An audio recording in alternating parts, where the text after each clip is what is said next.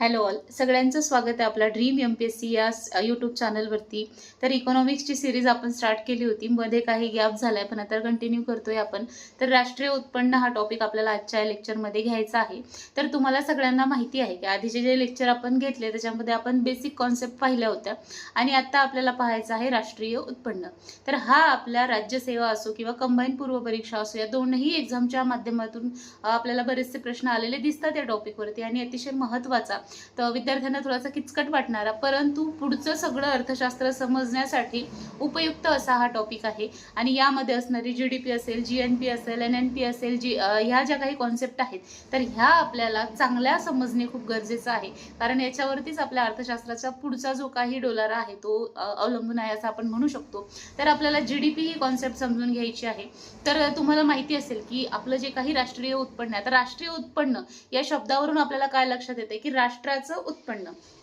मग आता जसं आपलं एखादं घर असतं तर त्या घरामध्ये आपले जे काही राहणारे मेंबर्स आहेत, समजा एखादं 10 मेंबर्सचं घर आहे तर हे 10 मेंबर्स आपल्या घरामध्ये राहतात. मग यामधलं कोणीतरी बाहेर शहरात जाऊन काम करतं, कोणीतरी घरातच शेती करतं, कोणीतरी एखादा गृह उद्योग करतं. म्हणजे असे जे काही घरामध्ये होणारे व्यवसाय आहेत घरातल्या नागरिकांच्या माध्यमातून आणि त्यामधून मिळणारं जे काही उत्पन्न आहे तर ते झालं त्या घराचं राष्ट्रीय उत्पन्न. मग तसंच आपल्या भारत देशामधले लोक आहेत, मग कोणी दुसऱ्या गावात जाऊन काम करतं किंवा कुणी रेल्वे चालवतं, कुणी विमान चालवत असेल, मग असे जे काही व्यवसाय होतात मग हे सगळे उत्पन्न जे आहे ते आपल्या राष्ट्राचं उत्पन्न असतं. मग याच्यामध्ये ही GDP कॉन्सेप्ट आहे, GNP कॉन्सेप्ट आहे.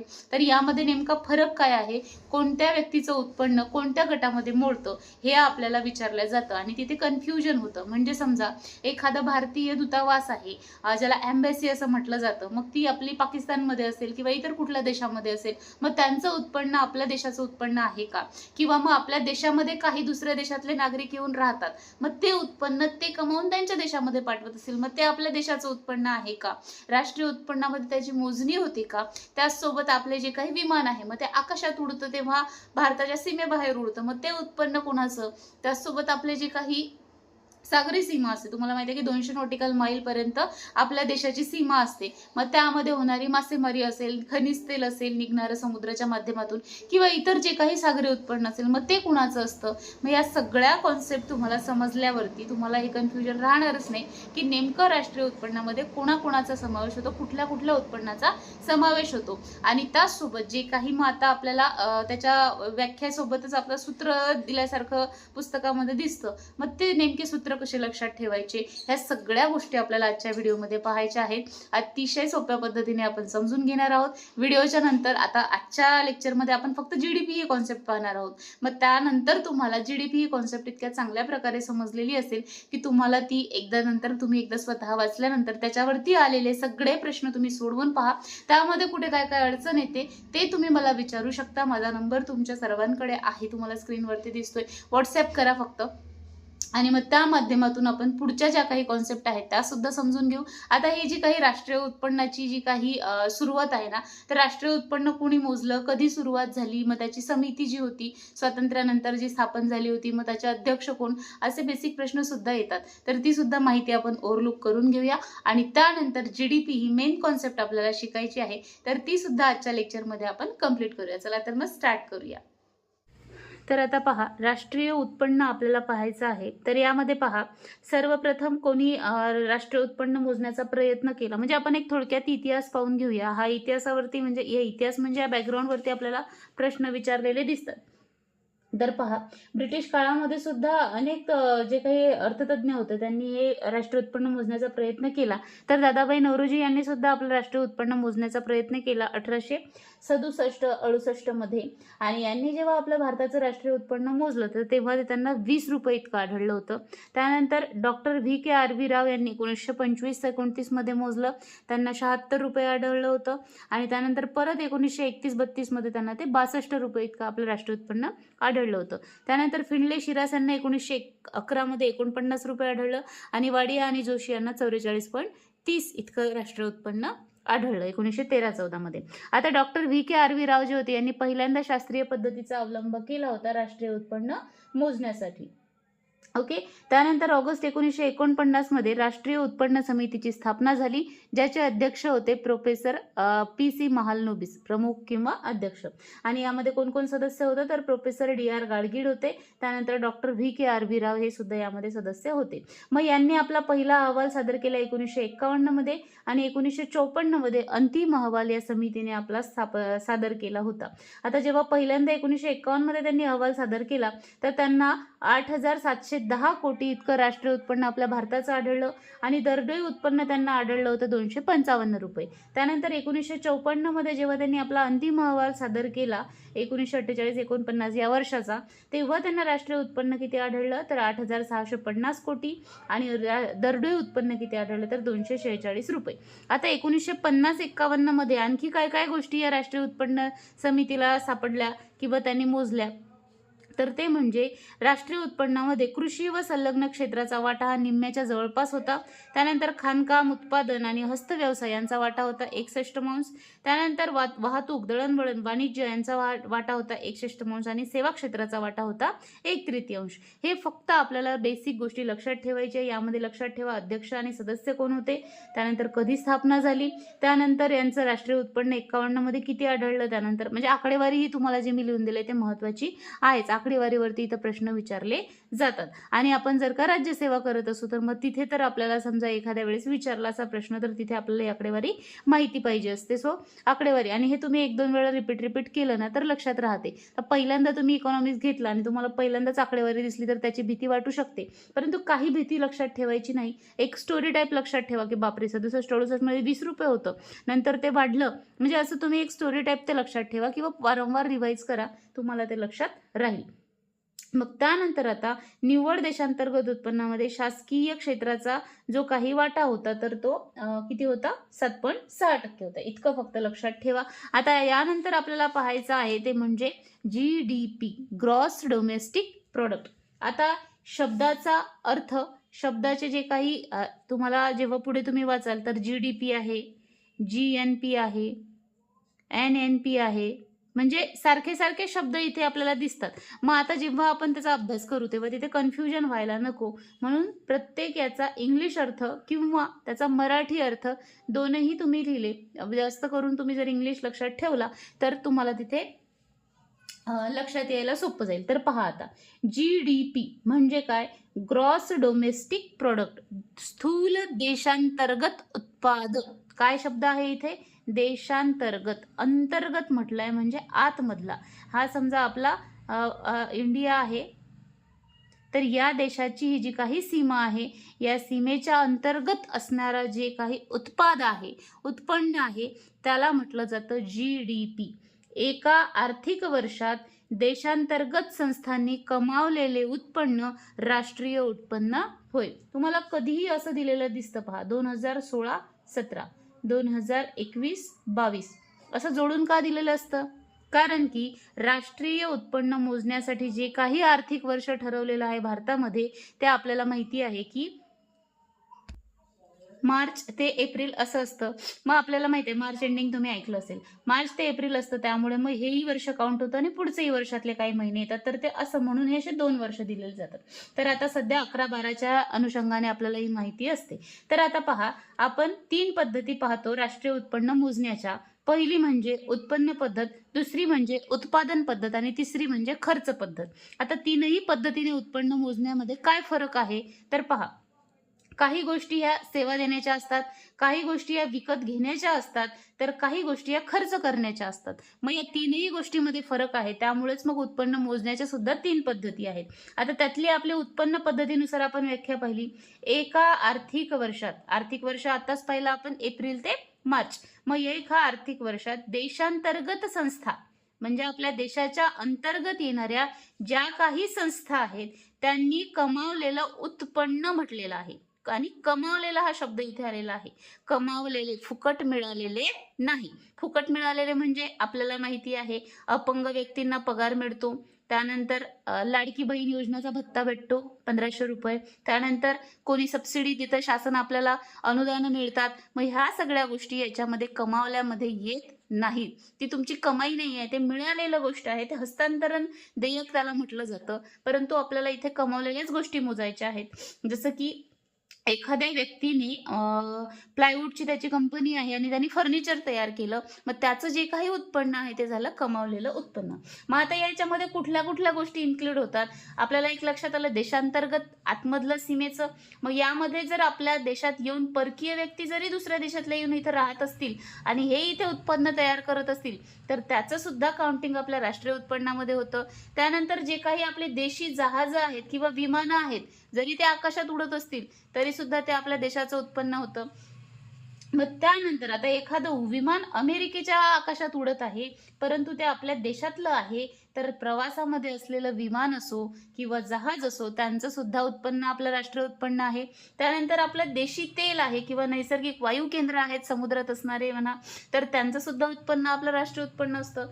परकीय लोकांच्या सागरामध्ये असलेलं सुद्धा राष्ट्रीय उत्पन्न हे आपलं असतं, जे तेलांच्या बाबतीत म्हणा किंवा देशी तेल किंवा नैसर्गिक वायू केंद्रामधून मिळणारं उत्पन्न म्हणा, ते सुद्धा आपलंच असतं. त्यानंतर जे काही आपल्या एम्बॅसीज आहेत ते इतर देशांमध्ये, त्यांचं उत्पन्न सुद्धा हे आपलंच उत्पन्न असतं. सोबत वाणिज्य दूतावास आहे किंवा लष्करी आस्थापना आहेत, यांनी कमावलेलं उत्पन्न सुद्धा राष्ट्रीय उत्पन्नामध्येच गणल्या जातं. कोण कोण आहे मग परत एकदा लक्षात घ्या. परकीय व्यक्ती, देशी जहाज विमानं, आंतरराष्ट्रीय प्रवासामध्ये असलेले सुद्धा देशी जहाज विमानं, देशी तेल व नैसर्गिक वायू केंद्र, परकीय सागरामध्ये असलेले सुद्धा देशी तेल आणि नैसर्गिक वायू केंद्र, त्यानंतर दूतावास, एम्बसी म्हटलं जातं, वाणिज्य दूतावास व लष्करी आस्थापना यांनी कमावलेलं जे काही उत्पन्न आहे, कमावलेले उत्पन्न हे आपल्या देशाचं राष्ट्रीय उत्पन्न आहे. सोपं एक उदाहरण देते. हे आपलं घर आहे. या घरामध्ये 10 व्यक्ती आहेत. यातल्या 8 व्यक्ती इथेच राहतात आणि 2 व्यक्ती, एक गेलेली आहे समजा दिल्लीला आणि एक गेलेली आहे मुंबईला.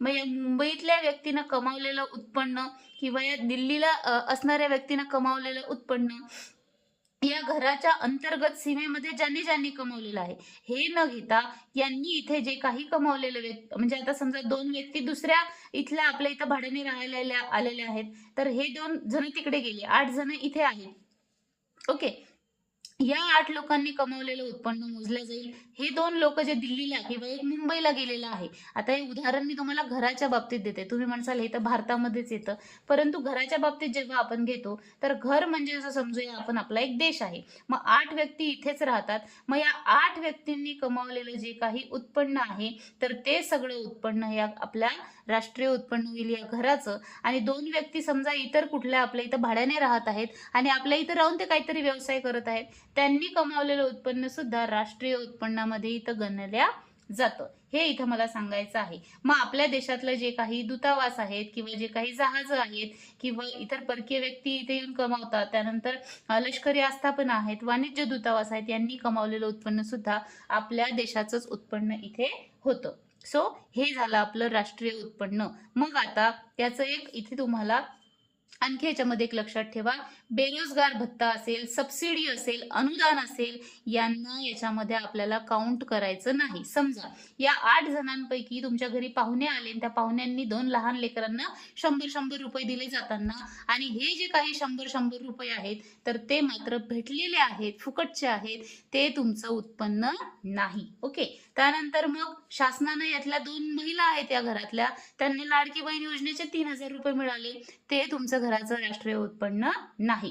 काहीतरी घर बांधण्यासाठी शासनाने तुम्हाला घरकुल योजनेच्या माध्यमातून पैसा दिला, ते तुमचं राष्ट्रीय उत्पन्न नाही. सो अशा प्रकारे आपल्याला इथे राष्ट्रीय उत्पन्न फक्त कमावलेलं लक्षात ठेवायचं आहे आणि इतकं त्याच्यामध्ये सगळ्या गोष्टी इन्क्लूड होणार आहेत. आता तुमच्या एक गोष्ट लक्षात आली असेल इथे की दुसरीकडे गेलेल्या व्यक्तींचं उत्पन्न काउंट होत नाही, कारण की ते सीमेच्या अंतर्गत नाहीये. मग आपल्याला अंतर्गत भागात असलेलंच उत्पन्न फक्त मोजायचं आहे. जेव्हा आपण जीएनपी ही कॉन्सेप्ट पाहू ना, इथे फक्त आपल्याला एन म्हणजे नागरिक, आपण मराठीमध्ये लक्षात घेऊ, एन म्हणजे नागरिक, देशातल्या नागरिकांनी कमावलेलं उत्पन्न. मग जेव्हा नागरिकांनी कमावलेलं उत्पन्न येईल, जीडीपी आणि जीएनपी मधला फरक तुम्हाला इथे थोडक्यात सांगते. आता हे जे 10च्या 10 लोक आहेत, मग हे देशाच्या कोपऱ्यात कुठेही राहो, त्यांनी कमावलेलं उत्पन्न हे झालं या घराचा जीएनपी. ओके, इथे 8 जण घरचे आहेत त्यांचं उत्पन्न आणि भाड्याने राहायला आलेले दोघं त्यांचं उत्पन्न, हे झालं त्यांचा GDP. परंतु हे जे 10 जण आहेत या घरातले व्यक्ती आहेत, नागरिक आहेत या घराचे, मग यांनी दिल्लीला जाऊन मुंबईला जाऊन कमावलेली जी काही कमाई आहे तर ते होईल यांचं GNP. याच्यामध्ये काय काय गोष्टी वजा होतात ते आपण पुढे पाहूया. फक्त जीडीपीची कॉन्सेप्ट एवढी लक्षात घ्या, सीमांतर्गत भागात मग ते कोणीही असो इथे जे कमवत आहे ते झालं आपलं GDP. मग हे आहे आपली उत्पन्न पद्धत. आता यांचं हे जे काही सूत्र आहेत तर हे मी तुम्हाला सध्या नाही सांगणार, हे फक्त एक ओव्हरलुक करून घ्या. या सूत्रांची जी काही डिटेल माहिती आहे ती आपण तीनही पद्धती पाहिल्यानंतर मी तुम्हाला समजावून सांगेल, तेव्हा ते चांगल्या पद्धतीने समजेल. इथे फक्त आपल्याला आता एक बेसिक गोष्ट लक्षात आली असेल, उत्पन्न पद्धतीमध्ये परकीय व्यक्ती, देशी जहाज, विमान, आंतरराष्ट्रीय प्रवासात असो कुठेही असो, देशी तेल, नैसर्गिक वायू केंद्र मग ते परदेशी सागरात असो का कुठेही असो, दूतावास कोणत्याही देशामध्ये असो, आणि वाणिज्य दूतावास व लष्करी आस्थापना यांचं सुद्धा उत्पन्न त्याच्यामध्ये गणल्या जातं. ही जी काही आपली समुद्र सीमा असते 200 नॉटिकल माईल पर्यंत भारताच्या आजूबाजूनं, तर तिथपर्यंत कमावलेलं उत्पन्न समुद्रातली म्हणताय बरं तुम्ही, म्हणसाल इकडे पाकिस्तान आहे, समुद्रातली जी काही 200 नॉटिकल माईल सीमा असते तर त्याच्यामध्ये असलेलं उत्पन्न सुद्धा आपलंच, ती सीमा आहे आपल्या देशाची तर त्याच्या अंतर्गत भागातलं सगळं उत्पन्न हे आपलंच असतं. ओके, सो हे झालं आपलं जीडीपीची एक उत्पन्न पद्धत. आता दुसरी पाहायची आहे आपल्याला उत्पादन पद्धत.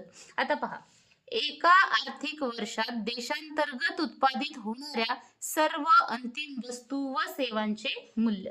आता वस्तू आणि सेवांचं मूल्य कुठलं म्हणतंय, आर्थिक वर्ष. अगेन आपल्या लक्षात आलं, देशांतर्गत उत्पादित होणाऱ्या सर्व अंतिम, हा शब्द इथे महत्वाचा आहे, अंतिम. आता पहा, तुम्ही एखादी कंपनी टाकली ज्याच्यामध्ये तुम्ही वडापाव बनवला, कंपनी म्हणण्यापेक्षा दुकान, मग याच्यामध्ये बटाट्याचा भाव आहे, ओके, प्लस त्याच्यामध्ये लागलेले जे काही मसाले असतील, प्लस त्याचे लागलेले तुम्हाला ब्रेड असेल. मग आता हे सगळं काही कंबाईन करून इकडे वडापाव तयार केला आणि त्या वडापावचा रेट तुम्ही 20 रुपये ठेवला. मग ब्रेडचा इथे 5 रुपयाची समजा ब्रेड असेल तर हे 5 आणि 20 असे 25 असं काउंट करणार आहे का? अजिबात नाही, कारण याची किंमत इथे इन्क्लूड आहेच ना, म्हणूनच तुम्ही ते मिळून त्याचा रेट 20 ठेवलाय. म्हणजे अंतिम जे काही मूल्य आहे 20 रुपये, 25 नाही होणार, तर अंतिम इथपर्यंत तुम्ही जो काही खर्च केला आणि मग तुमचे मेहनत ऍड करून तुम्ही जो काही रेट ठरवला ते झालं तुमचं अंतिम मूल्य. आणि त्या अंतिम मूल्यांची काउंटिंग होते ते म्हणजे फक्त राष्ट्रीय उत्पन्न राहील. मधल्या गोष्टी परत परत मोजायच्या नाहीत. म्हणजे ब्रेड इथे मोजणार आणि वडापाव मध्ये पण मोजणार, असं परत काउंटिंग तिथे होऊ नये म्हणूनच इथे शब्द दिलेला आहे अंतिम मूल्य. ओके, म्हणून मग आपल्याला लक्षात ठेवायचे की एका आर्थिक वर्षात देशांतर्गत उत्पादित होणाऱ्या सर्व अंतिम वस्तू व सेवांचे आपल्याला मूल्य तिथे लक्षात ठेवायचे आहे. मग तिसरं आहे पहा आता खर्च पद्धत. एका आर्थिक वर्षात देशांतर्गत कुटुंब संस्थांनी, उद्योग संस्थांनी आणि सरकारने केलेला खर्च निव्वळ निर्यात मूल्य होय. म्हणजे पहा, एक आर्थिक वर्षामध्ये एखाद्या देशामध्ये जो काही खर्च होतो किंवा कुटुंब संस्था ज्या काही खर्च करतात किंवा काही उद्योग संस्था ज्या काही खर्च करतात तर तो जरी मोजला तरी सुद्धा त्या देशाचं राष्ट्रीय उत्पन्न काढल्या जातं.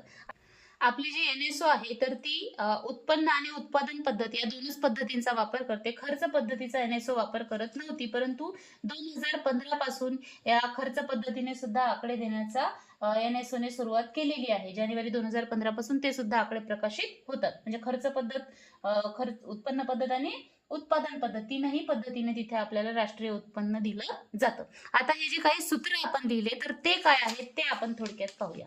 आता पहा, राष्ट्रीय उत्पन्न जेव्हा आपण या पहिल्या पद्धतीने मोजतो तेव्हा यामध्ये आपण काय काय विचारात घेतो तर R म्हणजे रेंट, मराठीत इंग्लिशमध्ये लिहू आपण, R म्हणजे रेंट, त्यानंतर W म्हणजे काय होतं तर आपलं वेजेस म्हणजेच आपलं वेतन, इथं रेंट म्हणजे काय होतं भाडे, त्यानंतर इथे इंटरेस्ट आणि त्यानंतर P म्हणजे होतो इथं प्रॉफिट म्हणजे आपला नफा, हा याच्यामध्ये काउंट होतो. आणि म्हणून मग आपल्याला या पद्धतीमध्ये काय काय मोजलं जातं पहा, भाडे मोजलं जातं, पगार मोजला जातो, व्याज मोजलं जातं आणि नफा मोजला जातो. त्यानंतर इथे काय काय मोजलं जातं तर पहा, याच्यामध्ये जे काही वेतन आहे, समजा कंपनीतले जे काही एम्प्लॉई आहेत, आपण कंपनी एम्प्लॉई असंच लक्षात ठेवा याला, त्याला म्हटलं जातं कॉम्पेन्सेशन ऑफ एम्प्लॉई. म्हणजे वेतन जे दिलं जातं, कॉम्पेन्सेशन जे दिलं जातं कामाचं, तर त्याला सुद्धा इथे आपण वेतनच म्हणूया, हे मोजलं जातं.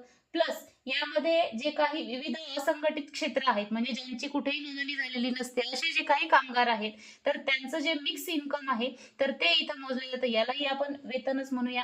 त्यानंतर जे काही ऑपरेटिंग सरप्लस आहे, म्हणजे जे काही अधिशेष दिला जातो असंघटित क्षेत्रातल्या कामगारांना, तर ते याच्यामध्ये मोजलं जातं. प्लस जे काही कन्झम्पशन आहे, फिक्स कॅपिटलचं जे काही कन्झम्पशन आहे, तर ते सुद्धा याच्यामध्ये मोजल्या जातं. आता ह्या गोष्टी तुम्हाला किचकट वाटतात, तर सरळ सरळ असं लक्षात ठेवा, सगळंच मोजलं जाते जे काही उत्पन्न आहे किंवा पगार आहेत. ओके, जे काही पगार आहेत ते मोजले जातात. एक व्याख्या म्हणून किंवा एक सूत्र म्हणून तुम्ही जर हे लक्षात ठेवलं तर ते थोडंसं कठीण वाटतं. मग कंपनीतले एम्प्लॉई असतील, मिक्स इन्कम आहे, जे काही असंघटित क्षेत्रातले कामगार आहेत, संघटित क्षेत्रातल्या कामगारांना मिळणारा यस सोडून सरप्लस आहे. त्यानंतर इथे कन्झम्पशन आहे फिक्स कॅपिटलचं, consumption fix capital CFC. Okay, chlorofluorocarbon नाही येते, CFC तो सुद्धा मोजल्या जातो.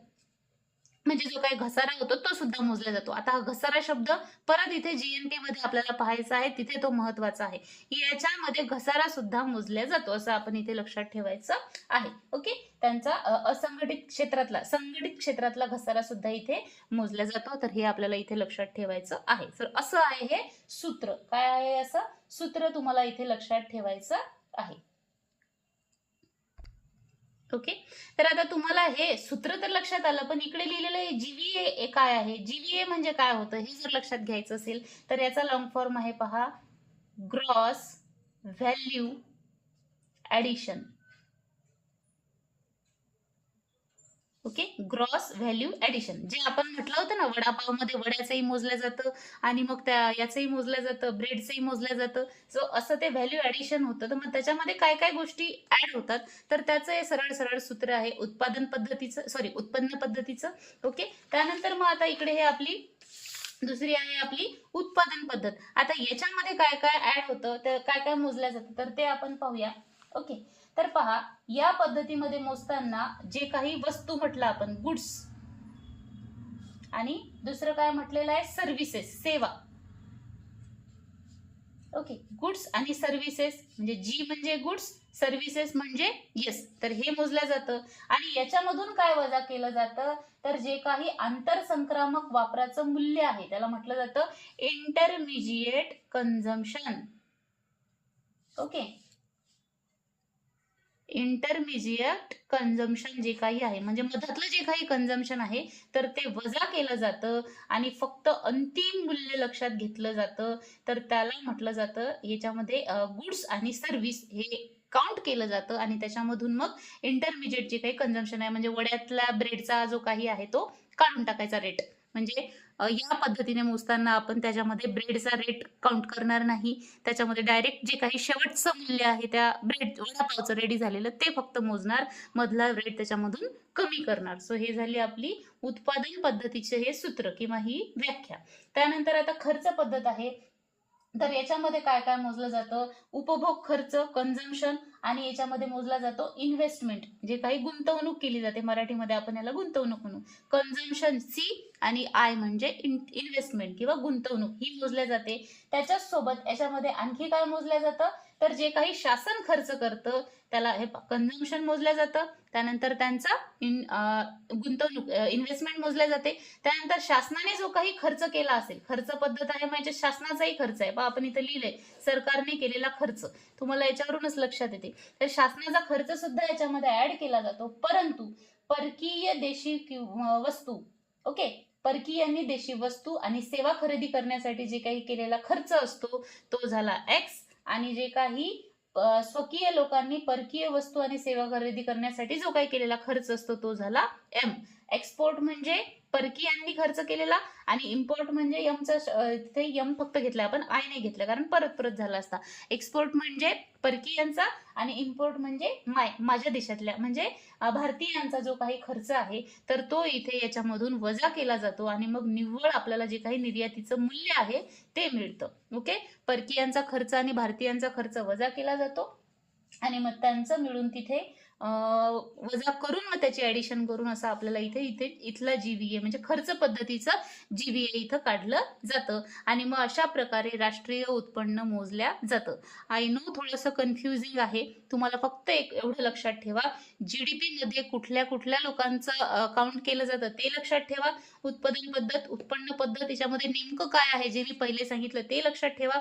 सूत्रांवरती जास्त भर देऊ नका जेणेकरून ते कन्फ्युजिंग वाटेल. फक्त जेवढं सांगितलेलं आहे तेवढं परत व्हिडिओ बघा. जर लक्षात आलं नसेल काहीही तर मला परत कमेंट करा, आपण पुन्हा ते समजून घेऊ आणि चांगल्या प्रकारे परत एकदा लक्षात आलं नसेल ते सगळं काही घेऊया. आता या सूत्रांमध्ये सेम सेम सेम सेम जे काही आहे ते एकदा पुस्तकामध्ये पहा, देसले सरांच्या पुस्तकामध्ये त्या व्याख्येजवळ मराठीमध्ये आणि वरती इंग्लिशमध्ये असं लिहून घ्या. एका पेज वरती हे सगळे सूत्र लिहून काढा. सरांच्या पुस्तकामध्ये छान असे चार्ट दिलेले असतात, त्या चार्टचा वापर करा आणि तुमच्याकडे एखादी छोटी डायरी मेंटेन करा ज्याच्यामध्ये हे सगळे शॉर्ट मध्ये लिहून काढा आणि ते परत परत वाचा, तुमच्या लक्षात राहील. आणि काहीही कठीण नाहीये, फक्त काय काय काउंट होते ते लक्षात ठेवा. आता इथे पहा जी आणि एस आहे, काय गुड्स म्हणजे वस्तू आणि सर्व्हिस म्हणजे सेवा, हे ऍड करायचं आणि जे काही इंटरमिजिएटचं कन्झम्पशन आहे ते वजा करायचं. सो अशा प्रकारे लक्षात ठेवावं लागेल. थोडंसं कॉम्प्लिकेटेड वाटू शकतं पहिल्यांदा जे ऐकत असतील त्यांना, परंतु काहीही कॉम्प्लिकेटेड नाहीये, खूप छान पद्धतीने तुम्हाला लक्षात येईल. आय नो तुम्हाला लक्षात आलं असेल. याच्यानंतर आपल्याला पाहायची आहे जीडीपी नंतर जीएनपी ची कॉन्सेप्ट, तर ती पाहूया आपण उद्याच्या व्हिडिओमध्ये. आय होप मी तुम्हाला शिकवलेलं सगळं लक्षात आलं असेल. काही क्वेरी असतील तर तुम्ही नक्की प्रश्न विचारू शकता, कमेंट करू शकता आणि आपल्या या सिरीजला तुम्हाला कंटिन्यू पाहण्यासाठी आपल्या चॅनलला सबस्क्राईब करा, बेल आयकॉन प्रेस करा, म्हणजे तुम्हाला व्हिडिओचे नोटिफिकेशन मिळत जातील आणि आपले जे काही व्हिडिओ आहेत ते तुम्हाला सिरियली बघता येतील. So thank you so much for watching. भेटूया पुढच्या व्हिडिओमध्ये. तोपर्यंत मस्त अभ्यास करा आणि काहीही टेन्शन घेऊ नका. सोपा विषय आहे, फक्त आपण त्याला रिलेट करून तो समजून जर घेतला तर त्याचा चांगला इम्पॅक्ट होतो आणि आपल्याला ते लवकर समजतो. So thank you so much. भेटूया पुढच्या व्हिडिओमध्ये.